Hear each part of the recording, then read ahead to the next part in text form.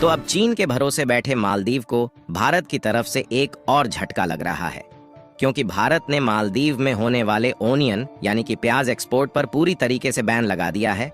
और मालदीव में इस समय प्याज की महंगाई आसमान छू रही है और मालदीव इसके लिए दूसरे देशों से प्याज इंपोर्ट नहीं कर पा रहा। आपको बता दें कि भारत दुनिया का सबसे बड़ा प्याज प्रोड्यूसर कंट्री है, इसीलिए ज्यादातर देश भारत से ही प्याज इंपोर्ट करते हैं। लेकिन पिछले साल 2023 में प्याज की पैदावार कम होने के कारण इसके एक्सपोर्ट पर प्रतिबंध लगा दिया गया है, ताकि इंडियन मार्केट में प्याज की कीमतों को आसानी से कंट्रोल किया जा सके और इसकी उपलब्धता भी बरकरार रहे।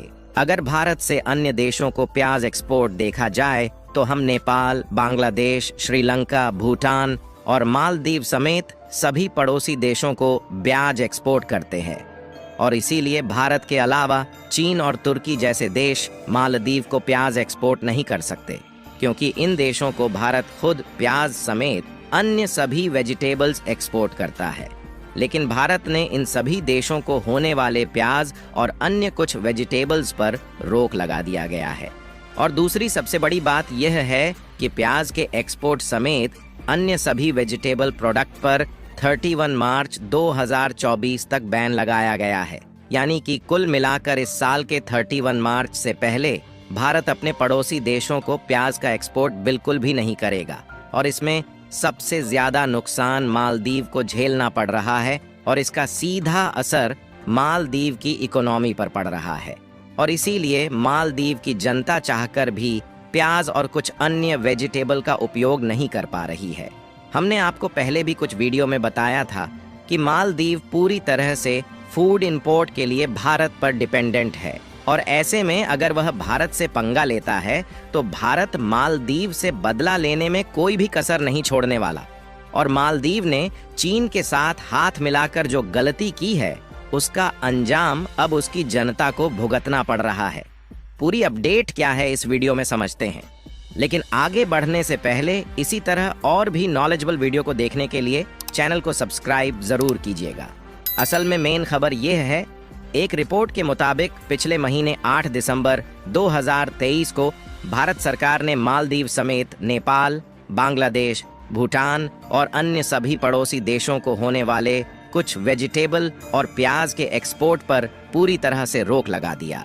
और भारत के इस कड़े एक्शन के बाद मालदीव जैसे देश प्याज की कमी से जूझ रहे हैं और यहाँ पर प्याज की कीमतें आसमान को छू रही है, यानी कि लगभग 1000% फ्लक्चुएशंस इनकी कीमतों में देखने को मिल रहा है।